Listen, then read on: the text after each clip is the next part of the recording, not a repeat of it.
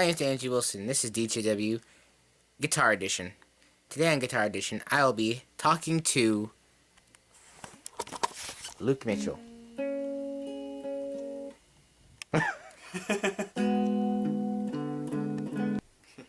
Alright, so tell me, Luke, I've always been curious, what is your angular style of playing? What inspired you to have such a very obtuse playing style? Obtuse. I don't know, man. I really don't know. Whenever I write riffs that have a bunch of power chords in them, or like just doing that, like, I don't even know what the hell I'm doing with power chords, man. It all sounds very samey. There's no real, like, movement for me. But like, if I do something that, like, there's a little bit more going on, you know. There's a little bit, yeah, it just seems a little bit more interesting to me. And I really just wanted to use all of my fingers so that I looked cool while I was playing. Straight up, man. Like, just forcing myself to use my pinky for slides like that just because, like, hey, look, that guy uses his pinky finger. The elusive pinky finger. It is. Some people really just avoid it. I mean, take a look at Eric Clapton, right? You never use his pinky? I never noticed. Because I'm so sweet at soloing. Yeah, no, he's a big, all those old blues players, no pinky finger. Makes sense, actually. Fascinating. So, like, right there, even some of the voices, I was always like, how you play, like, your major seventh chords is just interesting. I just find it interesting. So, how you say play your major sevenths? Well, often I play them like kind of that. Stretched out, you know, Yeah. like, so I've got my root, my third, and my major seventh, and then I just octave on that third there. Yeah. And it just gives it a kind of big, bright feel to it, you know, like, you could play it like that, but then you've got that hanging out underneath it. It just kind of feels, that just feels like more a part of that chord than that ever was. I don't know.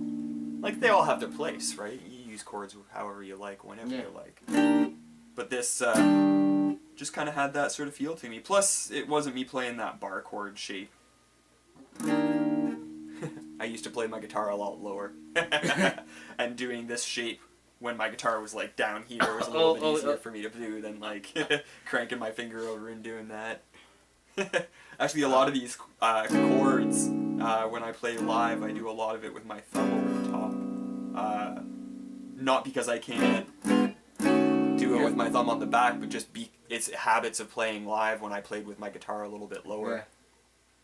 Well, Hendrix used to do that. We used to do something like that. Like I definitely play with my thumb too. Like, I use my thumb in a lot of stuff. Not often in Wizard, but in a lot of my other playing. It's another finger, man. Nice. Yeah, well, yeah, I mean, because then you can kind of, well, the camera doesn't see me doing this, but you can kind of then have, like, your four fingers playing, like, another major seventh voice, and add in, like, another octave of that major seventh. Yeah, that's what you got going on there. You know, now you're doing something that you could never do with four fingers. Yeah. Right? Imagine what you could do with six fingers.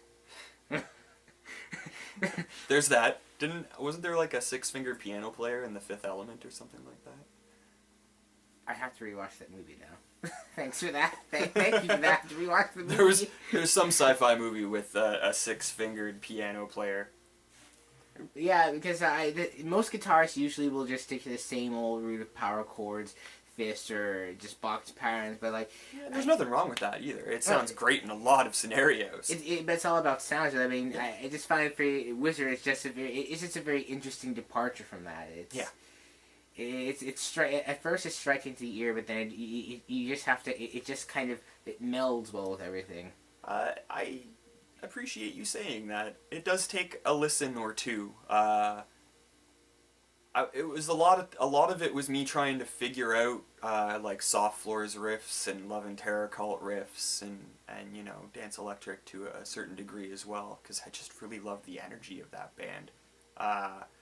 But there was this like funness to how weird the LTC songs were that I just kind of wanted to capture, you know.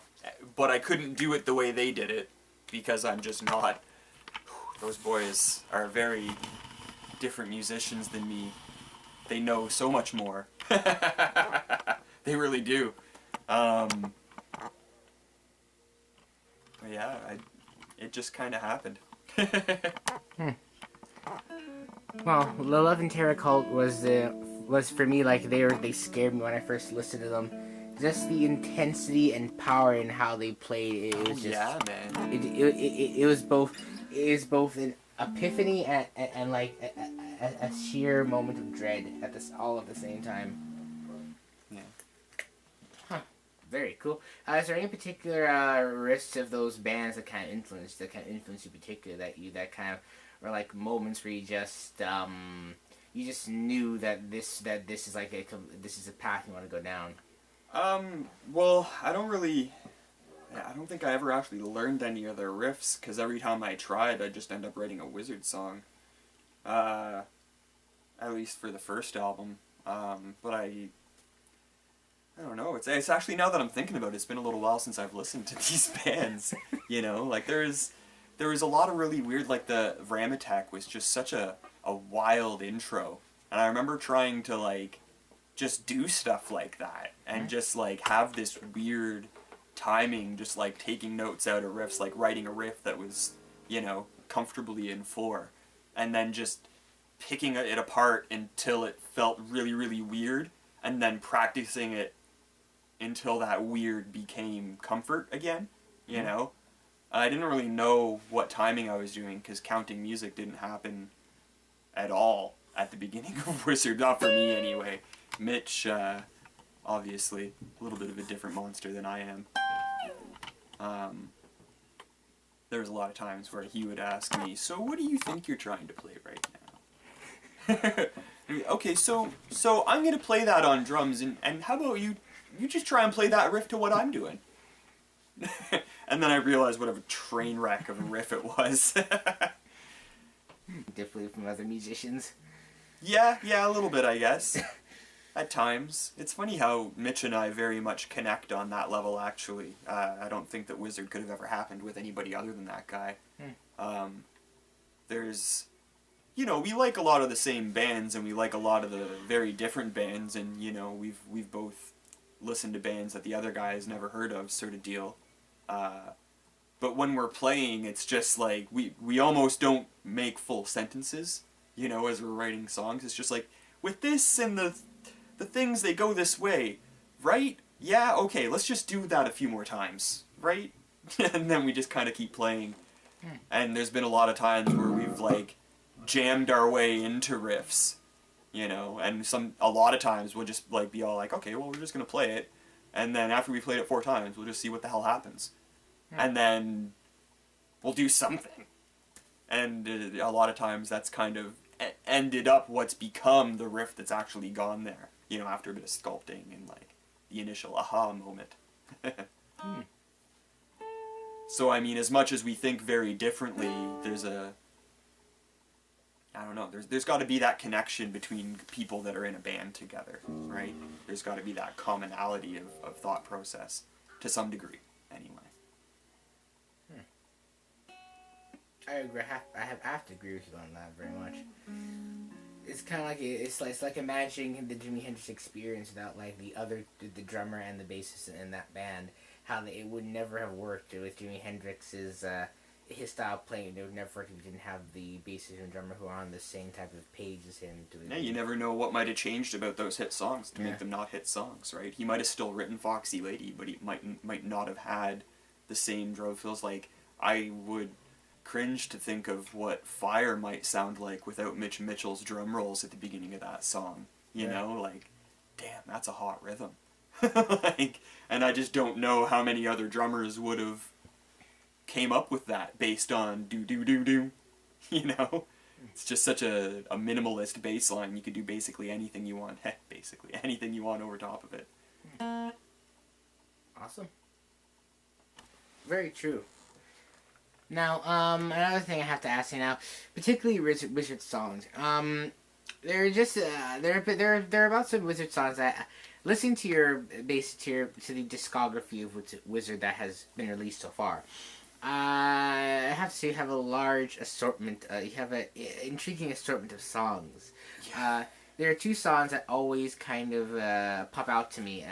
These are my particular favorites as well. So You Think You Can Fly and Power Tools / Hockey Games. Yep. But those songs now, writing those songs riff wise, what was your thought process with those songs? I mean, sorry to interrupt you. Did you? Oh no, well no, I was gonna end by saying like even the chord progression like in Power Tools, like that opening riff, like riff I would say like explain how that came out. Like, how did you create that? Well, just to preface my answer, we did write those two songs like 6 years ago. So from what I remember, we had the riff, you know, that whole like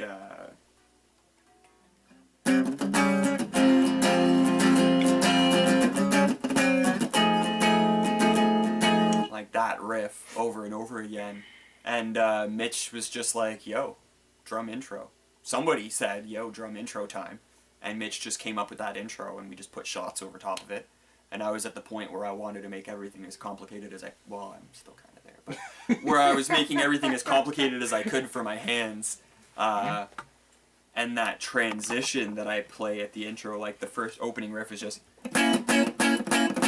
that, which is hilariously off time on the record. There's at least one shot that's really out. Colin did his best. I wasn't quite there. But there's that riff that I play at the end. I don't even know if I can do it or that. And when I'm playing, and it's just trying to get through that sometimes is a bit of a hilarious mess.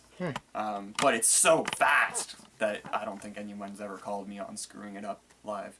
I don't think anybody really has ever called me on screwing up live, unless that one time when we totally stopped a song and just started something new. That was pretty funny. Only have done that once, so that's not too bad. Very cool. What are the chords? What are the chords in that song exactly like? In Power Tools? Yeah. So the intro, I'm just kind of riding this.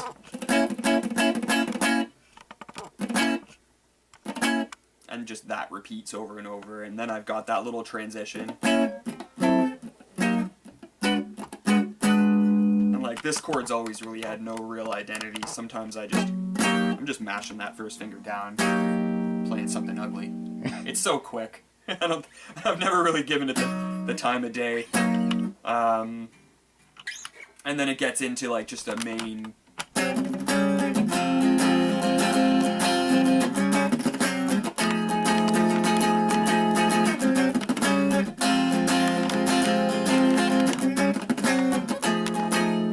That's sort of a fun thing. Of course, a little bit faster. I'm playing Sunday speed right now. Wow. Plus, you know, for making sense of it, if anybody wants to actually learn these songs. And then it goes into a riff that I lovingly kind of borrowed from Jimi Hendrix, kind of.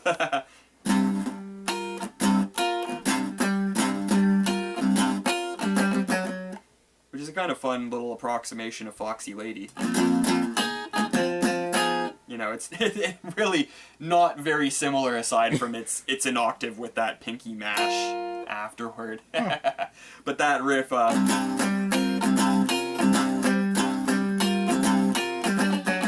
I'm playing fourths as best as I can each time to get that like flat out.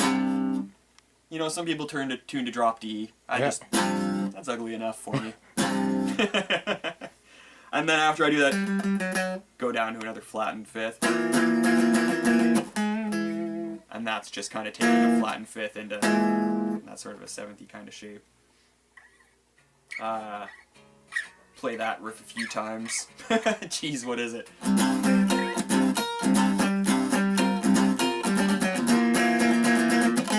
Oh yeah, the other part.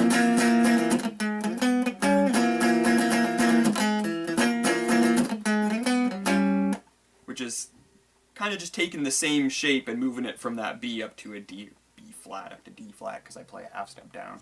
I always talk about my guitar as if it was in standard. Just keeps everything straight in my brain. So what I'm playing there is...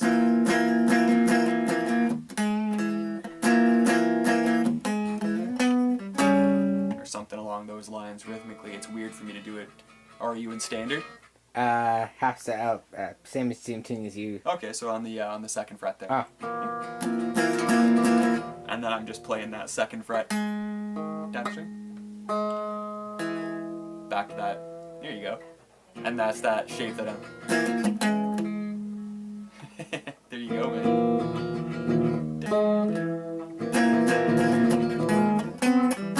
And that shape, I'm just playing that major third, sliding it up into that, you know, 5th fret spot, and then I flip into that flat and 5th. And then I'm playing kind of the same sort of thing up here in the second half of that.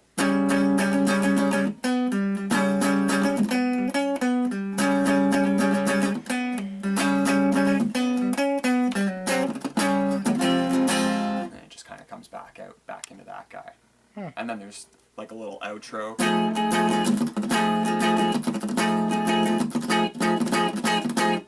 Maybe that might have happened before the bridge, I don't know. It's weird playing the song like without playing it through. I think that might have been the fill going into the bridge. Feels right. Yeah!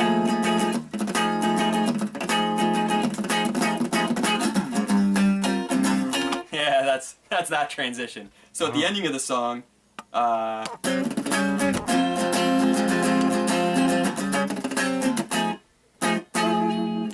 little shots, and I do this really stupid. It's such a weird, like, I only like pick the first and last notes. I don't know. When I wrote those songs, it was also about just kind of doing weird stuff. But yeah, that's the end of that one.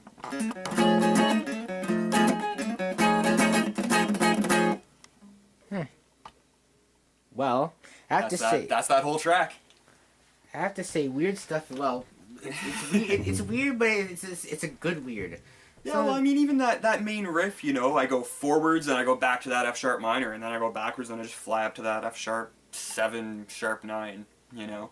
That Hendrixy chord, right? A lot of Hendrix happening in that song, right? The Hendrixy chord, like, he's the only person that used the 7, sharp 9 chord, right? Exactly. But, you know, Purple Haze, pretty iconic. Yeah. It is pretty iconic. Well, wow. Huh. And that's I guess what I was going for and hoping that maybe Wizard will stick out because I stick to that sort of stuff, you know, like I'd like to think that it's a pretty signature sound, you know. We'll see how it pans out, but you know, there's a lot of people, oh man, Lightning for Legs. They're those two dudes, just gorgeous songs. They do a lot of that stuff. I like him as a guitar player. We were talking, this is a pretty chord. We were talking after a set that they played. I think it was actually the first show that we played with Alex Brett as our bass player. We played with them, I want to say at the 460, maybe? I don't know. Regardless. We were talking about how we drink coffee when we're writing fast riffs because we get into that like hyper like go mode sort of thing. Maybe he's not quite as eccentric as that is, but yeah, it's there's a few guitar players out there that kind of define their sound by that sort of angular approach.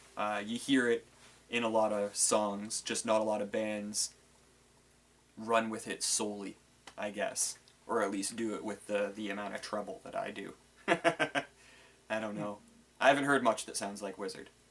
Neither have I. Alright. For better or for worse, it's working then. Now, in terms of those riffs, and again, with the whole mix of atonality as well. Are you kind of like taking advantage of the whole? You say taking advantage of the whole attention and resolving aspect of those type of using those type of chords a lot. Oh yeah, absolutely. Well, a lot of those chords, like when you take full and half diminished chords and move them around, a lot of times you're just actually playing the same chord as inversions of itself. Yeah. They're that kind of weird chord that can retain the same shape across different positions because of the way fifths are flattened, you know, and the way chord inversions work. So like when I play a riff like in Swallow Hard, Settle Down, whatever one that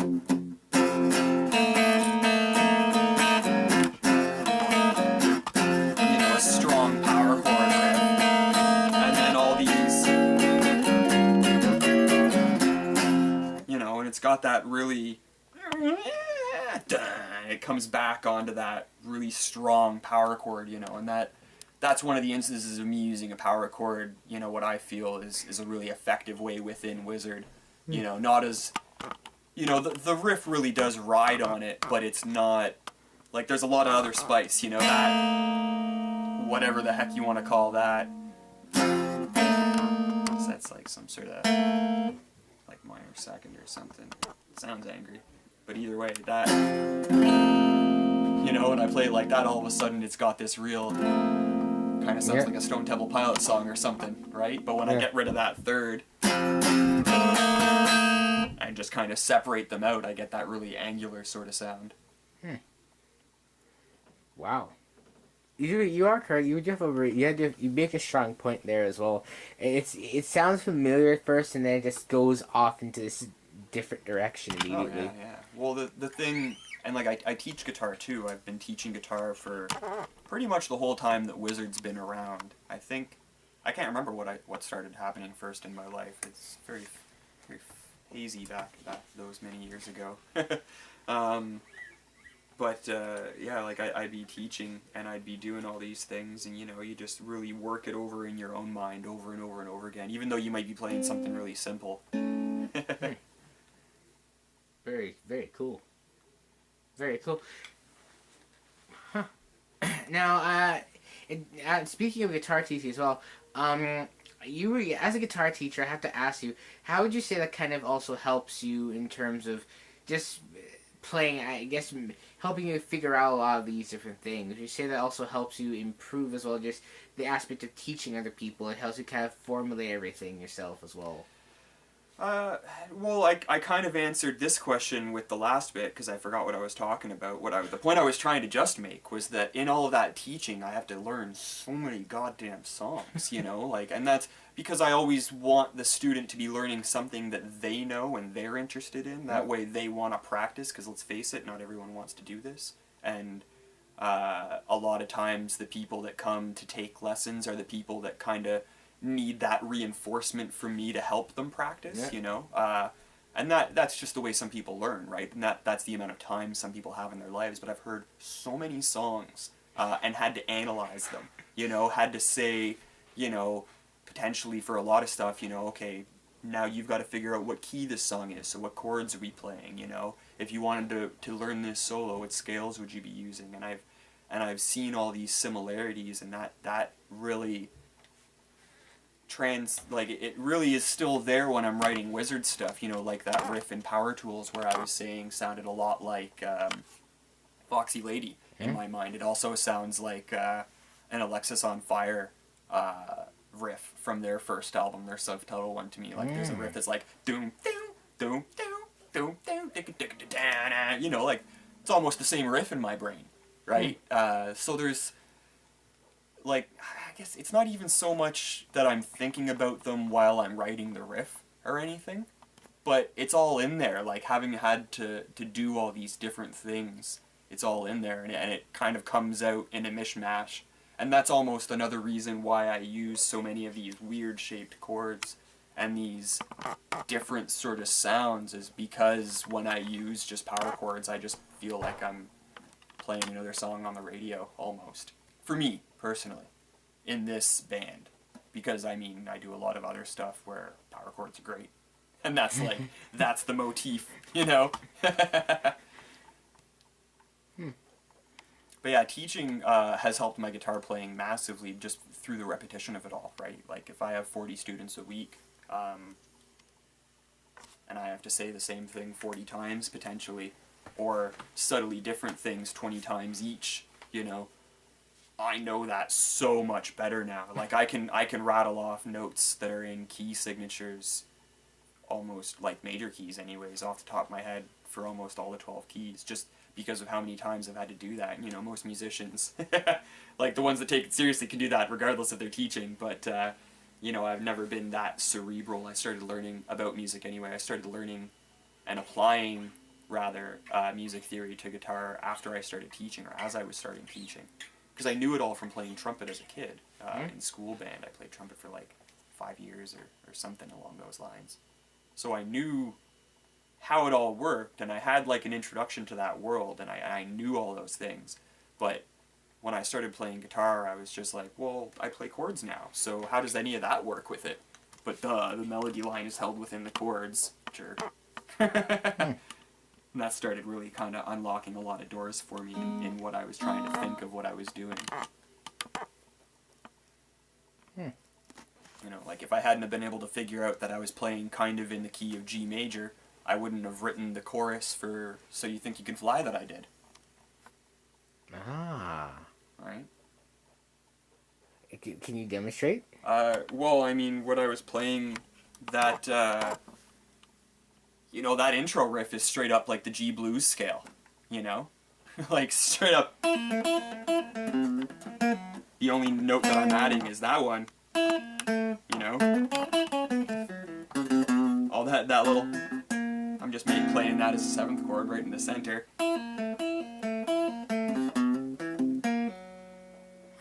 Like, so that's, you know, very, very, like, G bluesy sort of thing, but again, just the notes that I emphasize take your mind off of that. And then I roll up into, oh, gee, it's been a while since I played.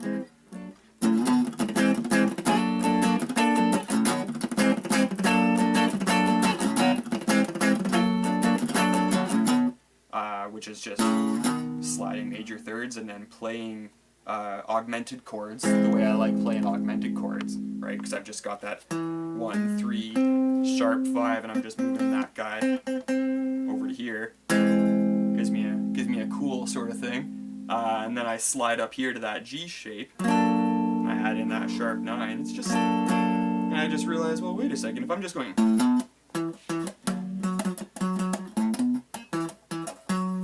like, all of a sudden it's just, yeah, that riff's just, you know, I could totally go down and rock that G major. Yeah. And it'd just be this big, wide open into it. And even the riff that I'm playing after that, like that. Again, like I'm just, again, just kind of messing around with that flattened 5th, right?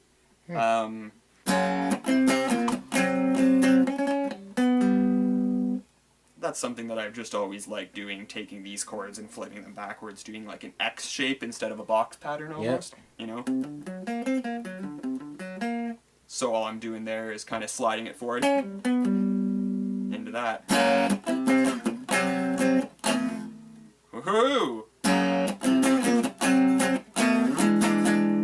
Second half of it, I'm just sliding from that C7 up to an F7. You know, again, borrowing a chord. Now I'm just playing it as a 7th chord, right? It's all kind of, like, that riff specifically was one of the few times where I've really had to stop with a Wizard song and go, okay, can I, like, what can I do with this riff? Like, are there chords that go with this? You know, because I was just so confused at that time. But I ended up with that riff, and it came out pretty good in the wash.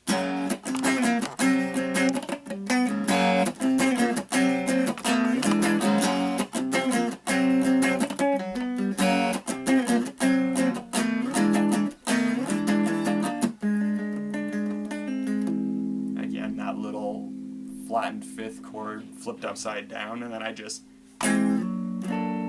slide forward into now I've gone, you know, I was doing that 7th chord slide. Now I'm back into the shape that I was in for the verse. Now I've stopped on the, you know, it all just made a lot of sense to me, playing it that way. And I wanted to have a riff that was up here and then a riff that was over here. Because that's how I write songs. If I'm doing something up here, chances are I'm going to change over there for the next part, just to give it some different, right? But that's about as close as I come to starting and finishing on the same chord, you know. You gotta really kind of disguise it to make people not realizing that you're actually just kind of riding the same sort of thing. Well, I mean, it's better than most other songs. Like a lot of say pop songs will do that, except it'll be a basic, you know, turner. It'll basically be a normal regular musical turnaround, but then it'll just go back and then end it on the tonic. But then the way you're doing it, I mean, like you wouldn't immediately know that it's just on the tonic itself. It still just sounds a bit odd in a pleasant way. Well, also I find whenever I play these chords, people tend to follow that note a lot more than they follow that note, right? Like, and I've noticed it a lot since Alex has joined the band. When he's writing bass riffs, he really follows the higher end of my melody with the bass riffs that he's been coming up with, and it's been sounding great. Like, it's been, you know, as guitar players and just with the way music has been thrown at us by the radio for the last, you know, decades, we're always thinking about that low note being our root note, you know, thinking about that, like, underneath everything, you know, where's that low note? That's where the chord must be, right? But, like, that's not necessarily where a lot of the melody is when you're not playing power chords, right? Because when you're playing power chords, that's all there is. The root and the fifth. Right? And, like, yeah, that fifth is another note in there, but when every chord has a fifth in it, is it really something new? You know? Very true. I feel like I'm ragging on power chords a lot. I don't really hate them. It's just going for a sound. Very true. Well, whenever I think of chords myself, like even there, like following the lowest note, sometimes I'll think, well, what if you're playing an inversion? Like if you're following the root note, it's not always going to be the lowest note. Like you can't. Piano players will do that all the time. They'll substitute the lowest note in the song, just use like the fifth or the seventh or the second or something. Yeah. You do. There's all sorts of instances in folk music, specifically in my mind anyway, folk and blues, where it's like, you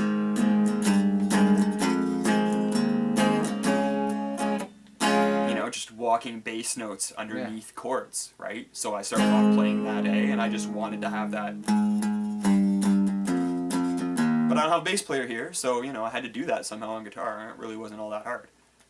You know, there's all sorts of instances of that, even just within normal chord changes, like, I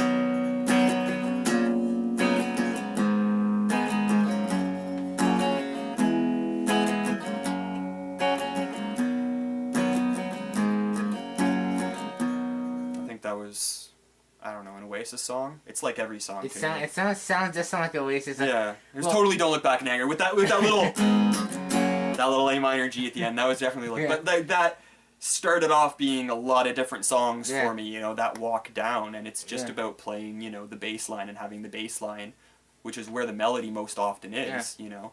Think about some famous bass players. Famous bass players. Yeah, right. Like Flea, Diana. You know, Sting, Geddy Lee. Geddy Lee. Hey, they're both singers too, aren't they? Oh yeah, they are. Right? Because they got total control of that melody between their voice and the bass. I mean, Geddy Lee is also doing the whole keyboards with his toes thing, because he's a friggin' jerk, but, you know, hey, look what I can do. It's like when Eric Clapton played on his recording of Classical Gas, he just, like, plays it perfectly, and then he just fucker plays it again. Like, seriously, listen to his version of it, he plays the exact same song twice, he's just like, fuck you, I can do it.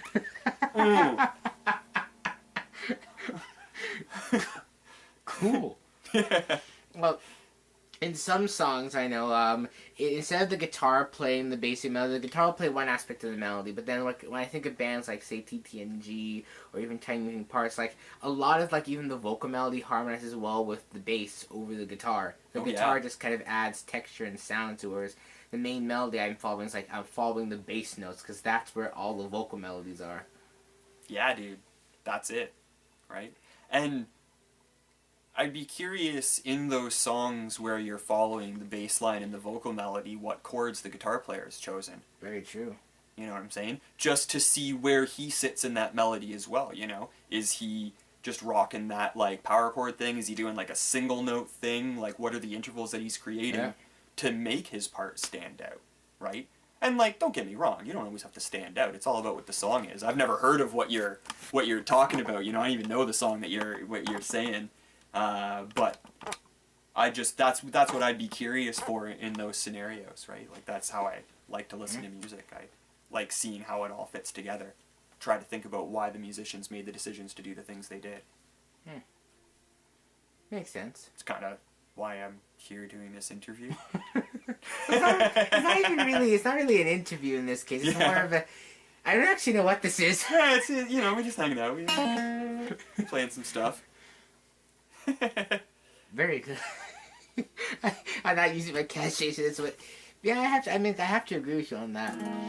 But yeah, it's just interesting, really. It's just interesting, really, how you have what you just said there, because, like, again, most people just aren't going to really think of how, like, the different instruments are going to be playing different parts of the chords and deriving melodies from the, well, because when you're playing a chord, you're just playing different notes of the scale at the same time, right? So then you can just derive notes from those scales and just kind of play them. So absolutely. It's just interesting when people just break up chords and stuff like that. When Alex is all like, oh, I want to, like, write a fill over this part or over that chord, I'm just like, okay, I'm playing, you know, this chord, and I'll flatten it out because, like, he doesn't have these dangly high strings. I'll be all like, okay, so I'm playing, like, this sort of a pattern. Those are all your safe notes. If you, like, fill whatever the hell you feel like filling, honestly. And then if you want to hold on a note, you know, hold on one of those notes, because they're all in the chord that I'm using. And he loves having so many options. Right? Why wouldn't you want to have options? Like, oh, I'm playing a power chord. Oh, what key are we in? What scale can I use? Like, there's so many more questions to ask, you know? Well. Our next album is going to be called something like I Hate Power Chords or something. I don't even know. Well, I personally prefer, like, playing jazz style and extended chords because it's just easier to harmonize your scales and different aspects of the melodies with them. Because, yeah, I agree. Because playing a regular, like, power chord, like, there's so many, it's so ambiguous. Yeah, but, like, they have such, and they can be such rock solid parts of riffs where you have other chords too, like that. Settle Down is the name of that song. Yeah. That, like, and even off that first album, or hey, even in So You Think You Could Fly, right? Like, I play it as an open chord. Yeah. It's a power chord, right? Sometimes I get down and I hit that B string, but I'm pretty much just playing that. I just play it as an open chord. So, like, there's a lot of instances, I guess, where it sneaks its way in, but it's more of, like, so people know where to go like this. You know, like, yes, that's the beginning of the riff. What the fuck's going on? Yes, there it is again! Right? Johnny Marr once said, from the Smith, he once said that, so the only time he ever really wrote a rock-style solo was on, I think it was Shoplifters of the World Unite. And so there's a video on the internet of this guy listening to it, and, like, they probably aren't fans of the Smith, but then you just hear this riff come on and everyone's like, yeah, there it is. Because he just plays this, like, really 80s rock style solo, and it's just like, and the entire car just goes wild, and he's like, yeah, that's why I wrote that riff. That's why I wrote that song. That's why I wrote that solo. I'm not familiar with the riff, but that's what it is, man. You've got to have that accessibility somewhere. And in a band like Wizard, you know, what little we give you, it's got to be good. Well, little, I mean, with all those extra, with all those notes, I mean, that's not really a little. Oh, I've had people come up to me and say, you know, I've had people come up to me and say, dude, I really love all the resolves, like all of the resolving stuff that you have in there. And I'm just like, you listening? And I've also had people come up to me and be all like, man, like, I like you as a guitar player. It looks like you're doing a lot of stuff up there, but I really don't get what's going on.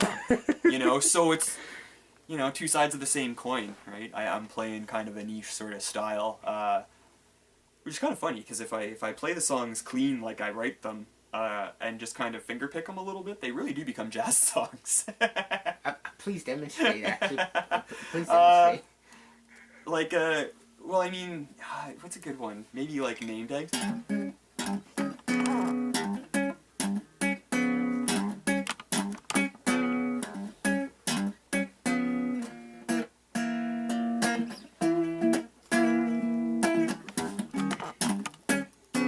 You know, like, it's got, like, even that song has, like, a straight...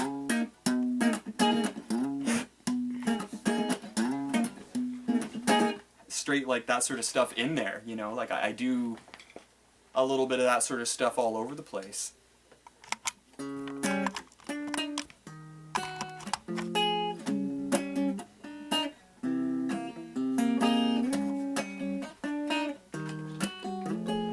You know, like, these are just weird sort of reimaginings of it. It's not very jazzy per se, but like they change in what they sound like very quickly. You know. Wow. Just based on what your right hand is doing. Right? Wow. That sounds completely different. Right there. No, it sounds so smooth. It sounds so like so somber. Yeah, well, I mean, it's just about what you know, this hand's always just pressing buttons. My buddy Jay Steffen told me that when we were, you know, teenagers in high school. And it, like, you could press buttons, but you're still just pressing buttons over here. It really matters what your right hand is doing, you know? Yeah. Like, this is the wind coming through the old air pipe, and this is the mouth that shapes it into the words that you hear. You know, like, Savant. Savant, dude, that's like E minor pentatonic.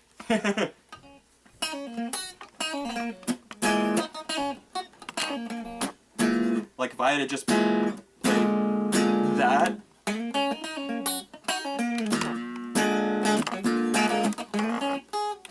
You know, like, it's all in there. I just have a bunch of double notes that kind of make it sound a little bit weirder. Right? A song I know someone once told me that was kind of interesting was, for me, when I started to know like chords and scales, see them differently, was when someone told me that the song by Metallica, Enter Sandman, it uses the bass, the E uses like the blues scale, the blues scale essentially, and I was like, oh, but it doesn't sound bluesy. Oh, I've never had to play this song before. I had to teach that song way too many times, man. What, like, that song's a freaking blues song. When Kirk Hammett joined Metallica, they became a blues rock band. Like, straight up, man. That song, like, the solo for that song, like that's a riff from it, like.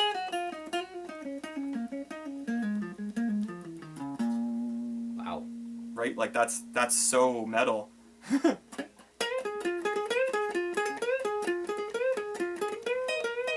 But it's also very blue. It's also bluesy at the same time. I don't get your friend's comparison, is what I'm saying. It's a freaking blues song. No, you know? it's using the same basic note to the scale, but it's not bluesy at all. Like, just how people use that doesn't sound bluesy.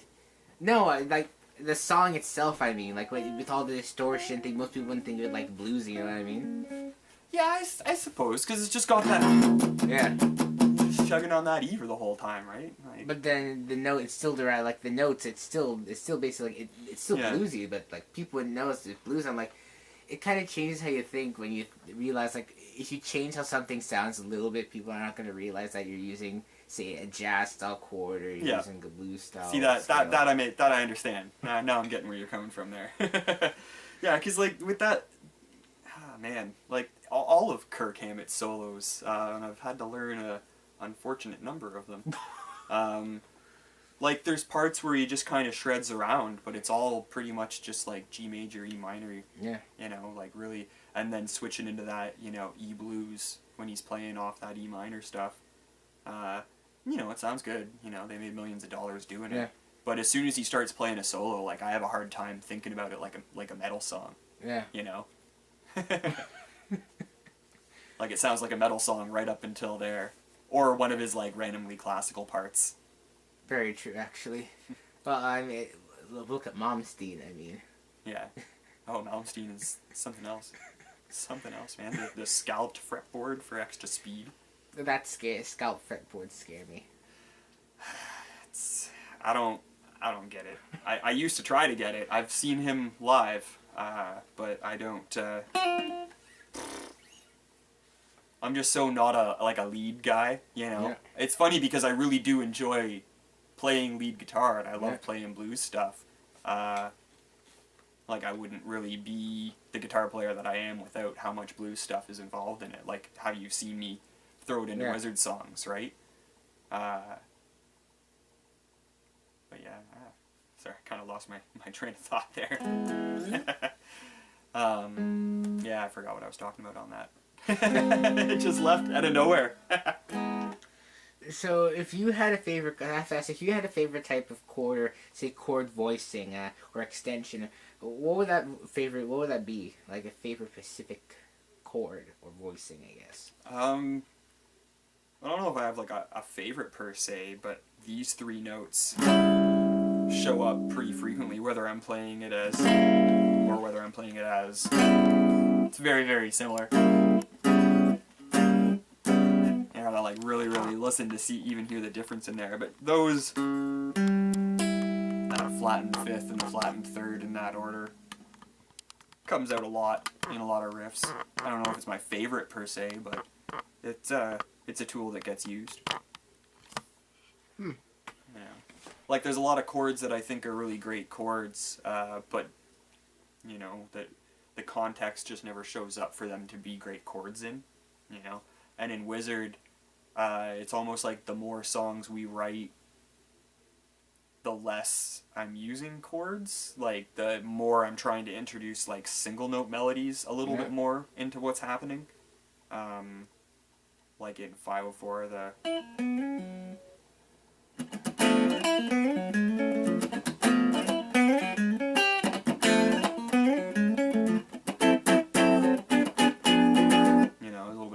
playthrough, but just trying to get like more single note stuff happening because I feel like I can now.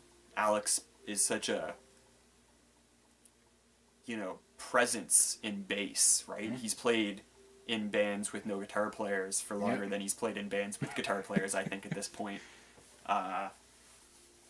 Even bands with dual bass players, right? So, I mean, he really knows how to just stand there and confidently play a note, you know?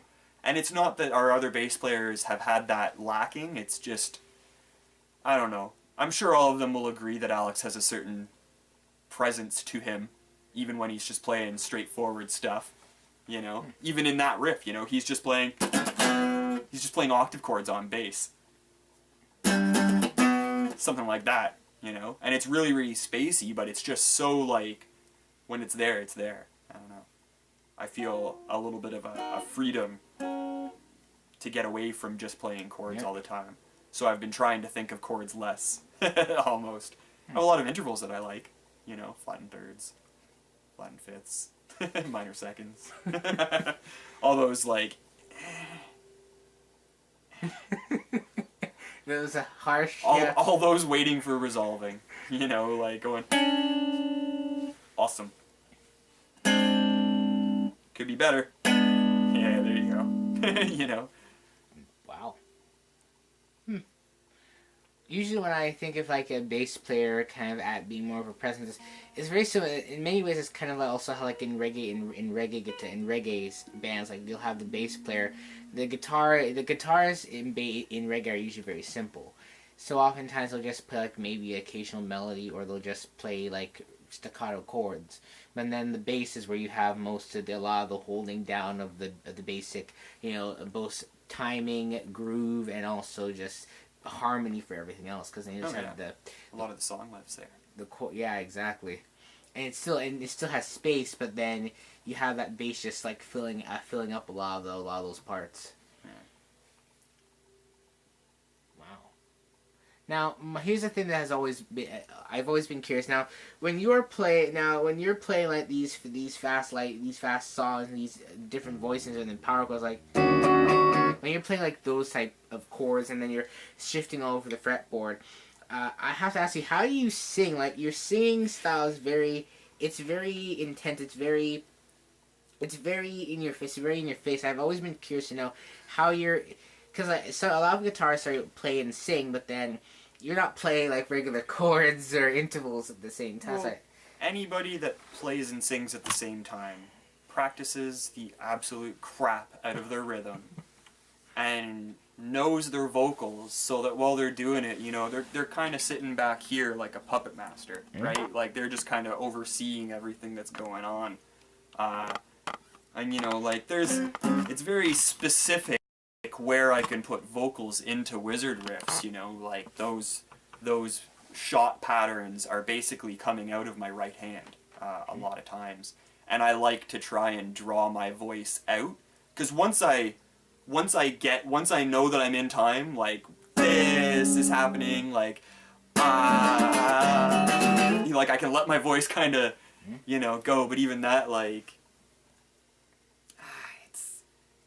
it's kind of strange. I really had to hook my vocals up to my right hand for a long time, and now I've been really a lot with Wizard, been getting away from having my vocals necessarily tied to my right hand, and trying to just like you just practice the chords, you just practice the riffs, so that you have to like not even think about them.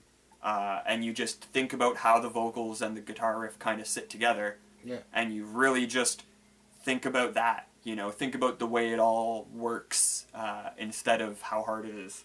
Because like I screwed myself on a couple songs on Savant and I Come to Pray. I wrote those two sets of lyrics almost entirely in the studio without a guitar in my hands, and then I just recorded them. I was just like, this sounds tight, Came out decently, People like the album, I guess. We're almost sold out of them, so yeah. Well, I say sold out. I've probably given away most of them, but either way, they're almost all gone. So yeah, people have them. Yeah. But I realized when I went to go and try and play them, I couldn't do it, man. Like, I straight up just actually couldn't put vocals over top of some of those things. Like, there's some of the ways that I hold the notes over top of it, like, are just because I didn't do it thinking of it like a whole, like I always have. Yeah. I just did it, like, listening to the guitar, not even playing. Like, it was really weird. And so getting into it, like, I had to just listen to the songs a lot, like, learn my own songs, basically. And I had to get really used to where the things were supposed to go. And even still, it's kind of weird with some of the stuff, doing the little, like, intricate things.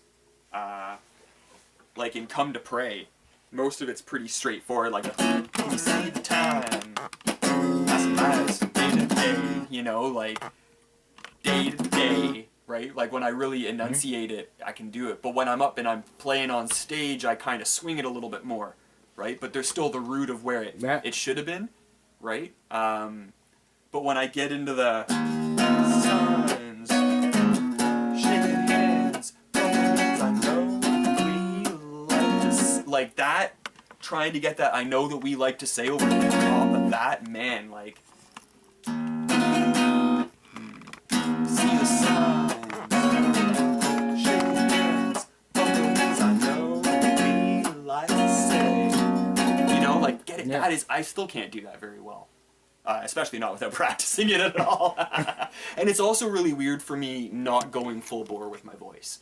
Like, I'm not, you know, when I'm doing the folk thing and I'm just like,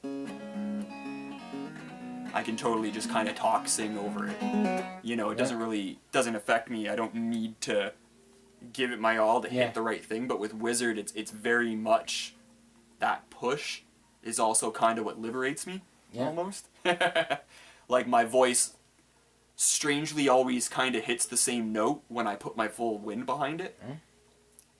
It's like kind of creepy how consistent my voice is. Like, recording vocals takes like 2 hours with me writing most of the lyrics as breaks. You know? And whereas guitar takes like 13 to 15 hours. No matter how many songs I'm recording, it seems. Man, I write these things and I suck at playing them. But it's... what's another... On, Keener, in the bridge of Keener, there's that...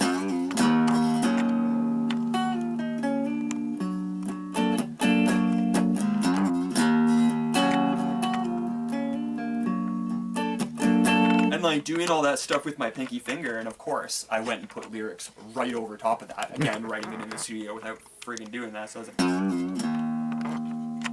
Oh, I don't even know what the lyrics are all of a sudden. That's interesting. Went something. And it's like, I've just got to kind of not look at what I'm doing, and I've just got to kind of... Like, I know what my hand's supposed to be doing, I just got to let my right hand, or my left hand, go on autopilot, you know? And I've just got to try and carry my voice over top of it. And I almost just think of, like, the click track in the back of my head. You know, like, I just let my hand... It can hear the click track, it's practiced, so I'm just, you know, making sure this is on the click track, and hoping it's, you know, it's kind of weird, some of those things that I have to do to get some of that stuff out. But those problems have only arisen when I've been writing lyrics without having the guitar in my hands, which is a bad habit.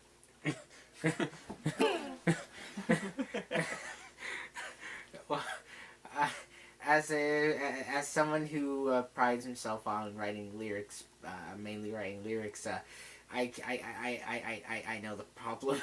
You have I write like these diatribes, and then I'm like, yeah, this is not gonna fit into a 2-minute song, or it's not gonna. Okay, and that's something that I could never ever write lyrics before I write the riff, not in Wizard, because like with Wizard, you know, I've got to really know the riff. And then think about where I can just toss syllables and sounds. Yeah. You know? And like... No, I don't. No, that should've been. You know, like, you can really see, no, I don't. You know, like, I'm really attached to... Or like, know the places that you... You know, like, it's tied in with that really closely. But because of the speed it's going at, and because my voice doesn't have the same, like, articulation as my guitar playing, like, there's a little bit of, like, forward and back, I guess, in it. Yeah. It's almost like I'm swinging the vocals over top of the guitar, you know, but I'm really not. Wow. It's just going so fast that, you know, people are usually bogged down and like, oh, you're using all of your fingers all the time, right? But I practice using all of my fingers all the time. Like, and, you know, each album is basically a different bass player on it, right? Yeah. So that's how many songs we wrote with that bass player before they left the band. And in terms of Savant even, the bass player that was in the band before Dave had written at least 2 of those songs with us, maybe even 3 of those songs. I think one of the songs we just completely rearranged. So, like, 2.5 of those songs he wrote. So, like, even Savant is an amalgamation of, like, 2 bass players' influences on us as musicians. I don't know. It's been kind of strange, you know, trying to get vocals over top of a lot of this stuff. The sounds keep changing. Everything is a little bit different for me each time. But as long as I can figure out what syllables I can squawk over where, you know, I just write words and sentences and fit them into that pattern. Do my best. I have to say it all. I have to say it all. It sounds very. I have to say like, it all sounds really well. Like in the finished product, all sounds really well. I appreciate that, man. It was a very early thing that I started doing. Like I started singing and playing guitar pretty much right away. The first song that I learned how to sing and play was I think "FOD" by Green Day. Oh. You know, it's just like 2 chords.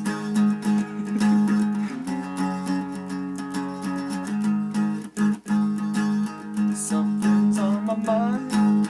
It's been for quite some time. This time I'm on to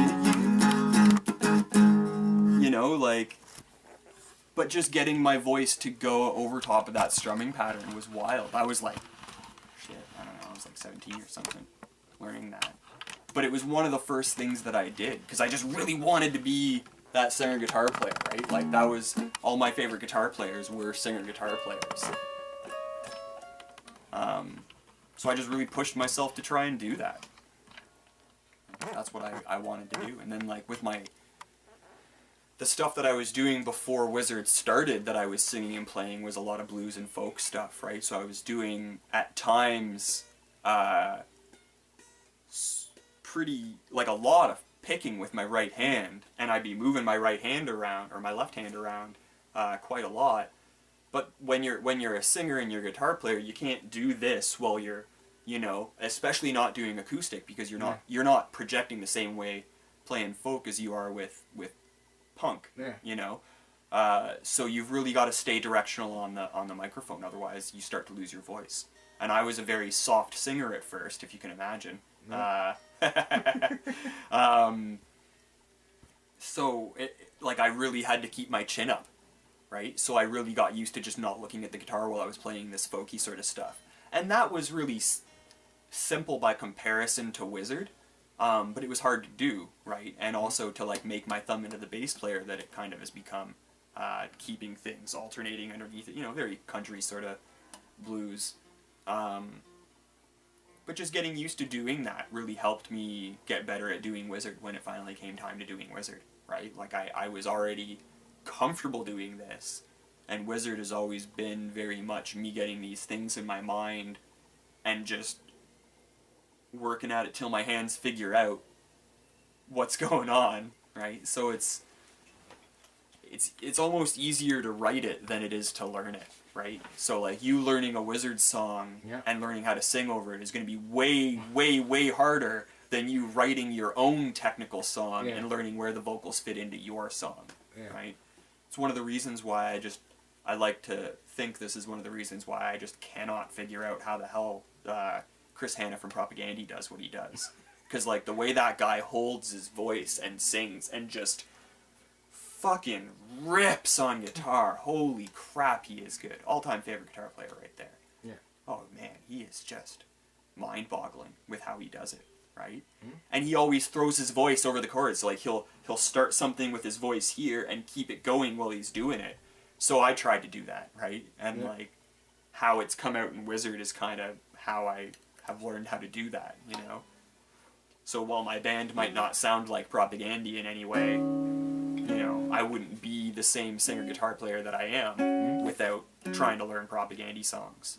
And other bands, of course, like Green Day. Now this going off into the other aspect, say folk and blues country. You mentioned your bass playing with your thumb particularly as well.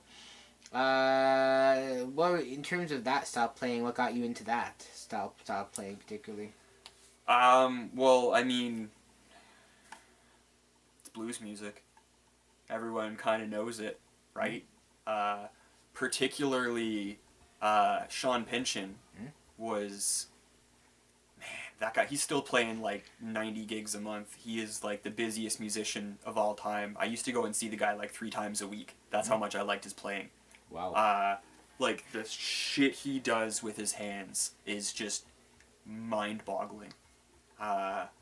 And like, you know how when you see the same guitar player a bunch, you kind of know their tricks, and it kind of becomes a little less special?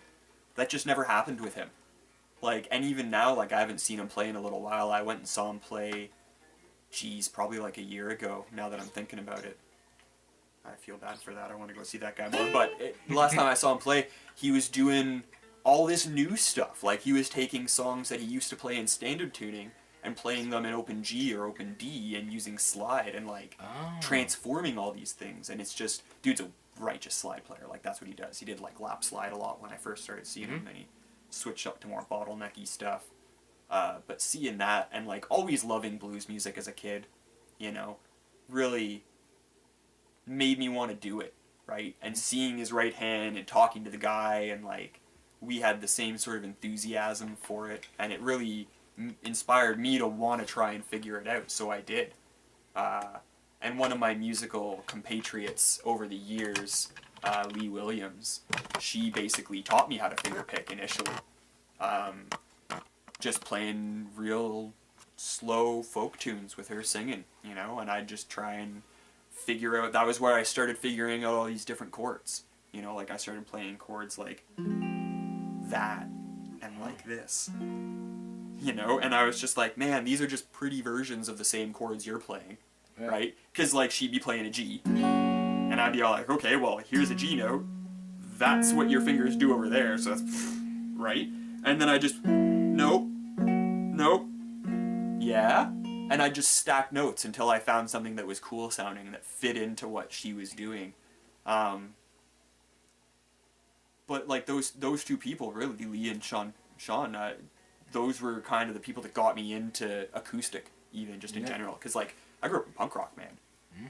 I found out about NoFX and Bad Religion and the Vandals, like, when I was young. Because both my sisters were into punk rock. They're 4 and 6 years older than me. So, like, when I was 8 years old, I was singing along to Perfect Government by NoFX, you know? Like, who the fuck are they anyway? Who the fuck am I? Who the fuck am I to say? Like, all that shit. Probably just fucked up the lyrics. But, like, you know, like, I was into that way young. Like, I heard all of these songs, and it was just so, like, fast and in time with the amount of energy I had as a child, right? Like, it was just so much more what I needed in my life. So it took me a long time to... And I also took it very seriously, because growing up in Scarborough was a little bit different than growing up in Mississauga. There was a little bit more judgment based on look, I find, when I was a little bit, you know, everyone has different experiences, right? But I was like one of those punks where it was just like, nah man, army jacket, you gotta spike up your hair, you gotta dye that shit up. Where's your boots? Like, that sort of shit, and like, so lame. Looking back on it, so lame. But, you know, it's what you do, right? It's what happens. You gotta figure something out, and being a teenager is the time to figure it out in. Or not. But yeah, getting into that folky sort of stuff, like when Wizard came out, the people that knew me as a musician had no idea I even played electric. Like, no idea. And then they heard the first Wizard song, expecting, like, you know, whatever blues rock crap that they thought I was gonna play, and then I break into, like, Power Tools. And they're just like, right. You know? There's a few people that were a little surprised, a few people, you know, that came out to that Wizard show. Oh, dear. But that's just what it is, right? Different people listen to different things. The people that like, you know, me playing blues music and covering Robert Johnson songs aren't frequently the type of people that, like, Never Trust a Wizard. But at the same time, they can be, just as easily, right? Very true. Actually, thinking of how, I like how you mentioned Robert Johnson, because I find, in many ways, if I actually make a comparison, not well stylistically, but in terms of Robert Johnson had his own unique way of playing the blues that was kind of different from other people at the time as well. A little bit, yeah. Then you have Wizard, and they're kind of different from everyone else around them as well. So, I definitely, like, I have a big poster of Robert Johnson on my wall that a buddy gave me a long time ago, and my girlfriend Mika got framed up for me a few years back. So, like, and I have a few, you know, books on blues music and such, and it's hard to have history blues books without him being involved in it. But, like, his playing, again, because Sean Pynchon covered it, and he was so influenced by it, him and Chris Whitley, I would like go into it and I'd be seeing it, I'd be like, man. And he was just like, man, I'm just trying to figure out what the hell they were doing. Just like how when I'm writing wizard riffs, I'm just trying to figure out who the people I like are doing. You know, like it kind of comes from that curiosity, the sound that ends up being you. But playing stuff like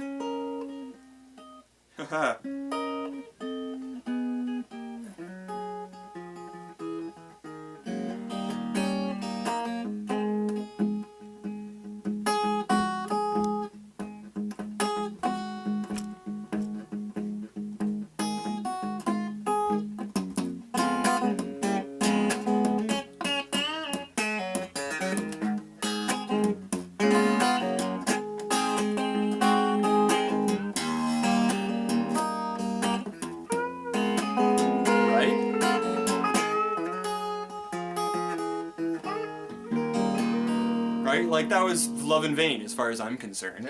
Yeah. And, you know, it's not, obviously, not the way he played it.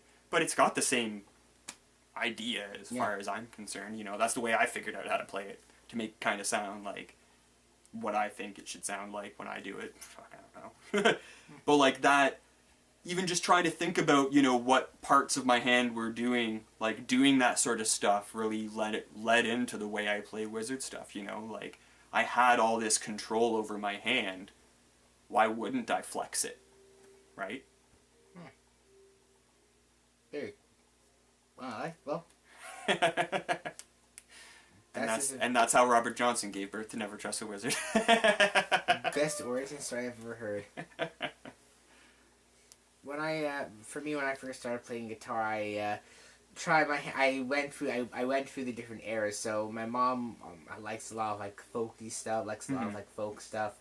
Bob Dylan, Pete Seeger, Peter, Paul and Mary. Yep. She used to play that stuff all the time when I was younger. Well, not play it, but she used to play the records and tapes and stuff like that. So I went for the period where I first heard that, then I got into like classic rock, then like alternate alt rock, then punk rock. For me, I just went through the whole different eras until where I suddenly discovered math rock, and I've been trying to tap it ever since then. Yeah, oh man, math rock can be fucking weird. Like even tapping, man. Like, yeah.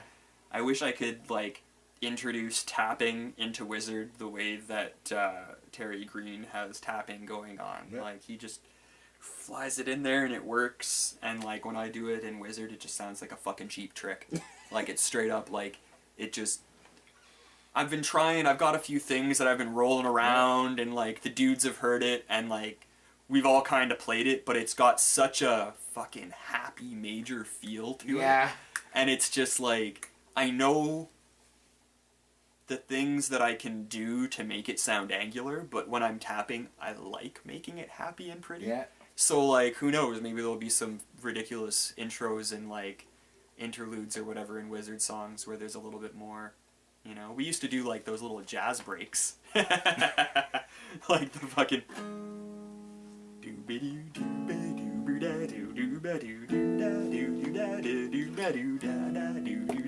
like in Soapbox. Yeah. There was a fun little, that bass line written by Theory. Okay, so what chord, what notes are we playing there? Okay, so let's literally just play those. It's a very like jazzy break though too before the end of Soapbox. Yep. Can start doing that sort of stuff. We have the first like actually slow part that I've ever written in Wizard was in 504 when we drop off into that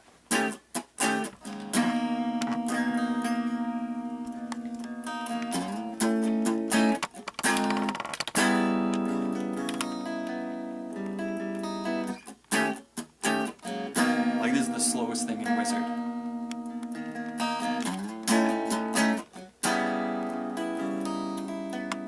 You know, and man, getting that tempo change right in the studio is a pain in the ass. Getting it right live is a pain in the ass. I don't know if we'll ever play that song, but we might. You know, it's in our repertoire. We've shit canned it for the last little while, but we can play it pretty decently at practice.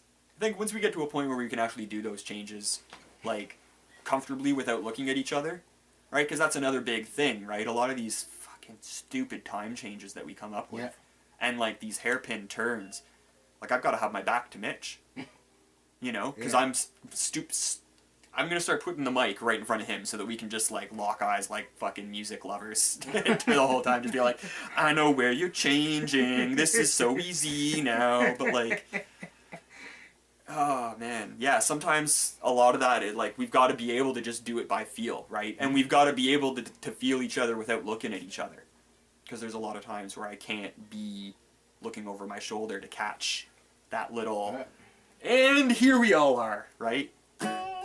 Which I'm sure you've seen plenty of bands do. Yeah. Especially doing like the weird stuff that the bands you like do. Yeah. Well, I mean, you can always just have a bucket on the drum set and just hit the bucket when it's time to change.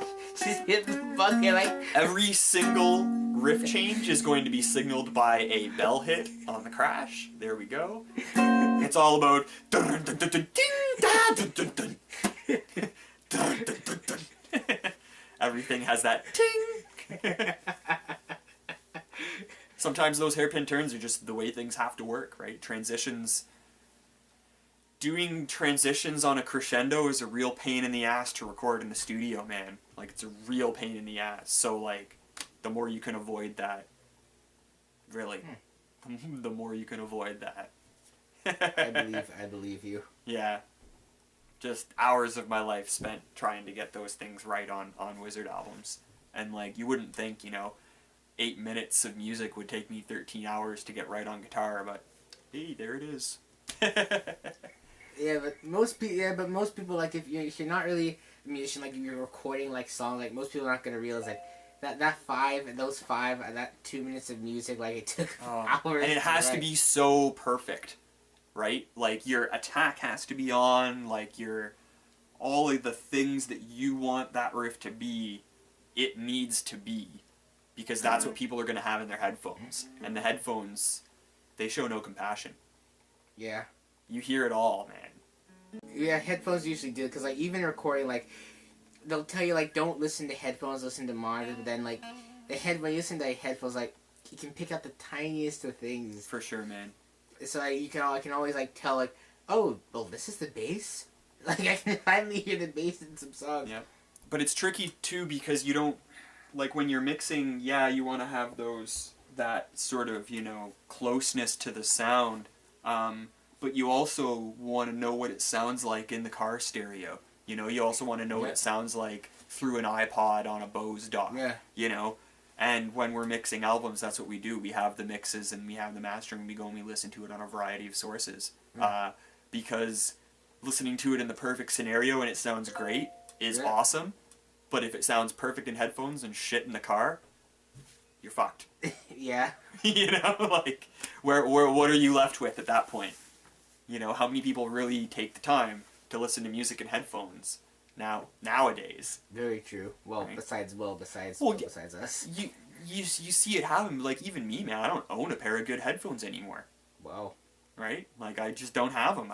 It doesn't really fit into my life anymore, right? Like, I'm either sitting in my car, like, I'm not sitting on the bus anymore, right? When I was sitting on the bus, man, I listened to so much more music. Sitting in the car, I'm still listening to a lot of music, but I'm not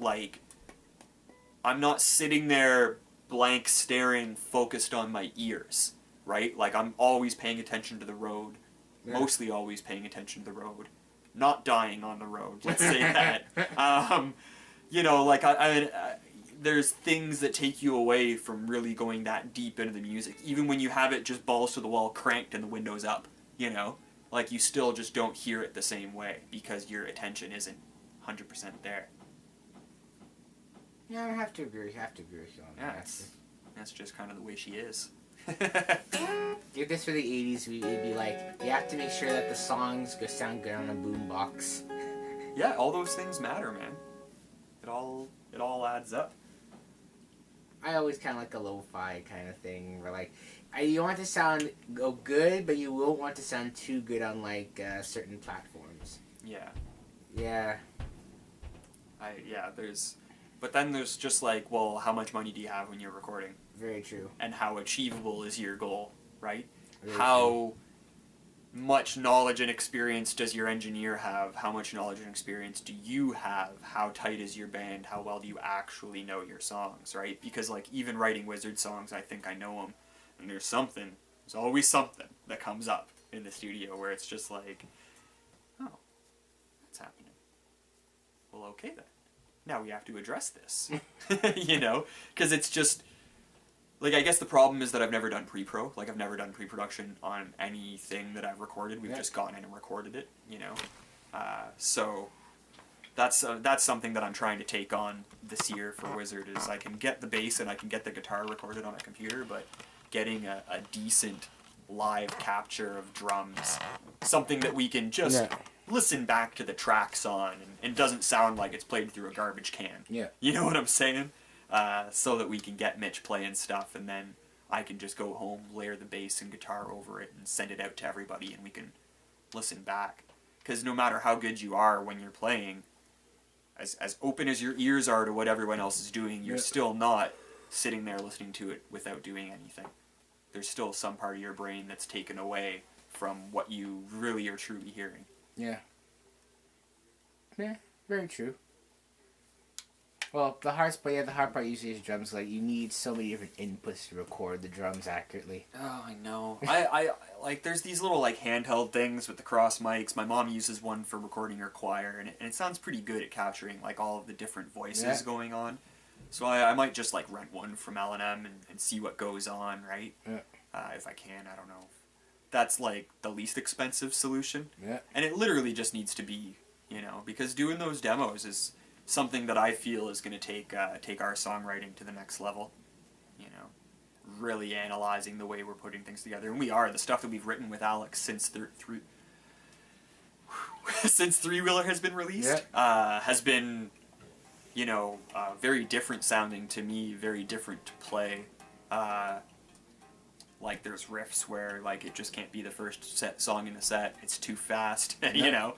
And there's stuff that I'm doing that's simpler but way harder at the same time. Like, there's these little articulations that I've thrown into it, you know, making a little bit more sensible riffs, but there's these little, oh, gotta get that in there. Can't make it too easy on yourself, Luke. But yeah, so I think that being able to, because we're trying to look at a bigger picture, being able to step back and actually look at what we're working on will, you know, which might sound as, you know, gee, you've been in the band for 6 years, you're just fucking figuring this out. How long you been playing live, Luke? You're just figuring this out? Well, yes, I am. Hey, I mean, it took Jimi Hendrix a couple of years to figure out he needs the electric guitar to be heard in the band, so, like, it took him a little while for that to happen. Oh, yeah. And sometimes even with my live rig, I still feel like I'm too quiet, but that's gonna change soon. If you're too quiet, I'd love to, I really want to see what you'd be like loud, sound like loud. Well, God, I'm using a 45 watt amp head right now. Wow. The amp head that I'm looking at getting is 120 watts. But I don't care about the last 80 watts of it. I just, like, I'm looking for headroom, right? Yeah. So I want to be able to use that clean channel and master volume it up and down, right? Yeah. Because my trainer from the 70s doesn't have a master volume. Yeah. Which is a pain in the ass Doesn't a lot have of times. a master volume. Yeah, master volumes were, like, invented for amps around, like, the late 70s, early 80s. So how do you control the volume exactly? Like, you don't. This guy right here, like, when it's on, man, it's on. Like, it says volume 1 and volume 2 on the front, but that's just the preamps. Like, it doesn't really actually change. Well, because it's an old amp, it really cuts out below 1 on either of them, so there the volume changes, but that's because your tone is fucked. Wow. So, like, I play that amp with volume 1 at, like, 1.5, almost 2, and I play volume 2 at, like, 2, 2.25.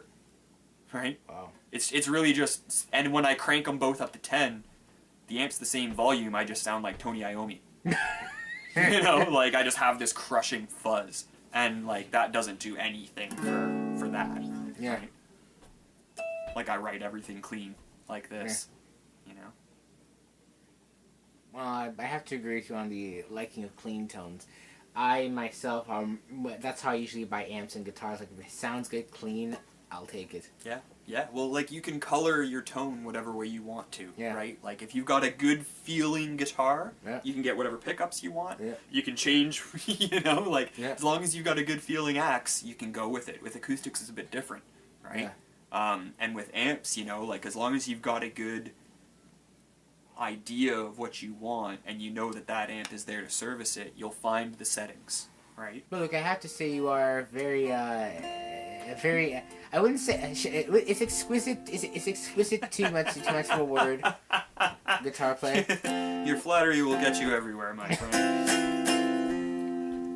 Again, it's just just watching you play, especially watching you play those interesting chord voices and chains and everything. It's just. I must say it's very inspirational. It's very inspirational, I have to say. Awesome, man.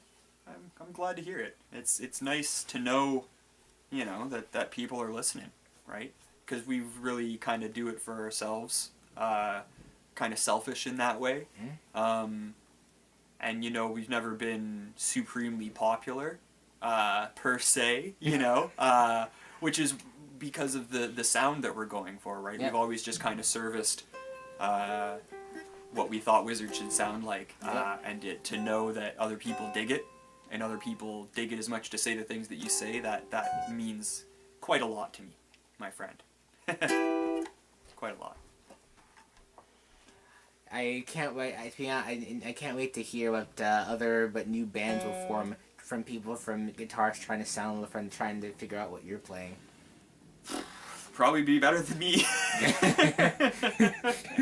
Probably, like, I don't know, maybe our next CD will be kind of what I think it's like. Each time we've done things, I mean, each release we've done, like, the sound of the band has changed. Like you said, like, we have a lot of different sounds even between our songs, right? And it's partially because of the variety of bass players that we've had over the years. And I feel like now we're really kind of settling in on something, you know? Like, I'm getting that really clean guitar, Alex is really bringing that thick and chunky bass, Mitch is being the exquisite man that he has always been. Just a tight drummer. He is a very tight drummer. To put it lightly. Oh, man. Yeah, like, not a lot of drummers will put up with the crap that I show up with. Like, a lot of dudes will be all like, yo, let's just play this like this, you know, let's just round out these edges, right? Let's just play this straight. And Mitch is just like, let's just put this shot here and it'll all work out. You know, like, it's just like, it just takes a bit of working. And it really does. It just, you got something that sounds weird, and you just work at it until it can still sound the same, but you work it into a comfort for yourself. And as long as it's comfortable for you to do, people will pick up on that comfort. You know, like, as you say, Wizard, after you listen to it a few times, you start to hear a little bit more, right? Hopefully it's not Onion-esque in that the deeper you go, the worse it gets, but there's a little bit more to it than you might first hear. Yeah. You know? And I think a lot of times it's because we haven't really had a goal in mind for what it should be. But these new songs, I think we'll realize that a little bit better. I can't wait. Should be fun. Last song that I tried to, like, really figure out from a piano was Dance of the Sugar Plum Fairy. It was a lot of fun. Oh yeah, I saw that. It's got a lot of weird chords, man. I used to love the Nutcracker as a kid, so, like, I think that might be where my love of this diminished sound kind of started, you know? Like, they've got a whole, like, the...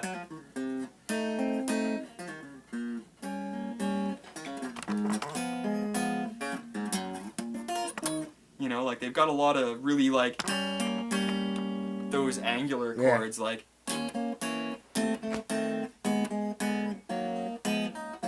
You know, all that sort of stuff. Yeah. And it's a little bit of the chromatic thing, so, yeah. Well, maybe that's where it all started. Maybe we can blame this all on the Nutcracker.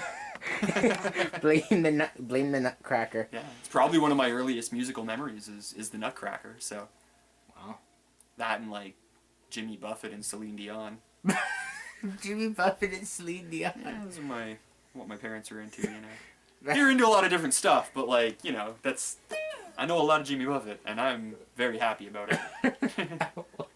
Oh, well, I have to say now, well, the other thing I have to ask specifically is, so just curious, so the bands that have influenced you've mentioned, and like how particularly what started you in music, but I'm just curious, so even in punk rock, like a lot of basic, in terms of like punk and alternative, like there's so many different subgenres, particularly in type of kind of this angular style, particularly, what particularly got you to like listen to that? Like, I know what got you for punk, but like this angular stuff, because this is even more, because like, even the stuff Wizard plays is a bit more angular than say No Effects is way more angular than No Effects, for example. I still call it a punk band, man.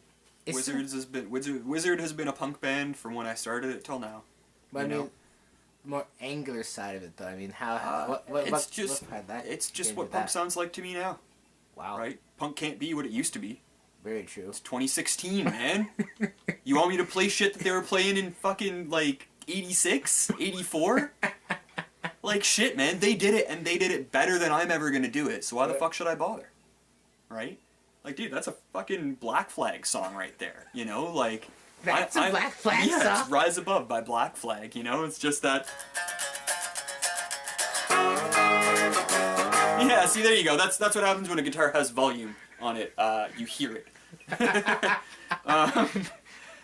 So, yeah, like, I love that stuff, you know? Like, I love the Minutemen, and the Minutemen were really something that changed the way I look at punk rock, but, like, I love those bands, and I love that sound. I even got to see Bad Religion play for the first time ever a little while ago. Those motherfuckers downpick better than I ever will. And they're like, who even knows? they know. No, I think they're all in like their 50s, 60s sort of deal at this point. Yeah. Like, they all got gray hair. They're all looking not like their younger selves so much anymore. And they're all just still slaying it. And I love that stuff. I love hearing it. I just... You know, I didn't want Never Trust a Wizard to be that, because I don't feel like that's moving forward. You know? Like, I was scrolling through my Facebook wall the other day, and I happened upon a band that I'd never heard of before. They had, you know, the freeze frame of their video was them playing in a half pipe. I was like, fuck yeah. You know, toss that bitch on. And it literally sounded like, you know, Millencolin or something like that from the 90s. And I was just like, okay, like, that music was great. And I totally get that you're still into it, and I like it too, but I don't want my band to be like a clone copy, you know, like, you can hear the influences, like, take a look at Omaha, you know, like Mitch's punk band, like, I can hear their influences, but I don't just hear them as a carbon copy of some stuff that's out there, you know, like, there's enough of those musicians in the sound, and all of their amalgamated influences to you know, steer you away from it. Whereas with that band, I don't even remember their name, you know. It was just, you know, right there with it, you know. Like, they could open for them. It would have been a great show, you know. People would have loved it. But I just don't, you know. I want to go somewhere with what I'm playing. Not necessarily stages or anything. I don't need to go on tour. I just want to go somewhere new with what I'm doing. Push the envelope, even push the envelope and do all this stuff. Well, I don't know, man. I don't even know what I mean by that. To me, this is just a punk rock thing, you know? I'm just playing it the way it is in my head, right?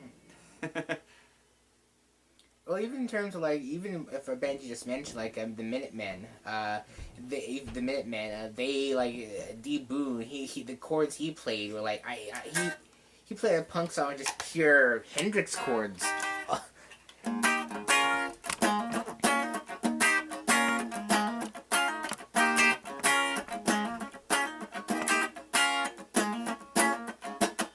You know, like, what is peace? You know, like, that whole... And he just played, like, you know, a bunch of, like, ninth chord sort of stuff. And he didn't really use a lot of power chords. Right? Like, find power chords in Minutemen songs. It's rare, if any. Right? But they were totally a punk rock band. How the hell else would you describe them? Punk rock. Right? Yeah. I find myself in a similar boat. If I may be so bold as to make that comparison. Not that we're, you know, any sort of incarnation of the Minutemen, but it's that same sort of thing, man. Like, it's not a sound, it's a mentality, right? So if this is what it sounds like when I do it, it's pretty unpunk of anybody to say that it doesn't sound like punk rock. Very true. You know what I'm saying? Like, I've had people straight up look at me and be all like, you're diminishing your worth as a musician by calling this punk rock. You know? Or something along those lines. Like, you guys are better than punk rock. Right? And I'm just like, no, I'm not. Right? Punk rock shaped my life. You know? Yeah. Like, I would not be who I am without it. At all. Like, at all. I don't even know what sort of life I would have led. Who knows? Maybe probably a life less exciting. I don't know, man. It might have been a little bit more productive financially.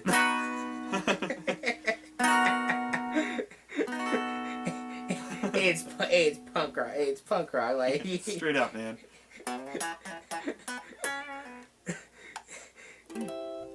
Well, Luke, I have to say this has been a very interesting discussion with you about your guitar playing. It's been a fun time. You are very good. Again, you are a very exquisite guitar player. Thanks, man. All right, awesome. Enjoy, man.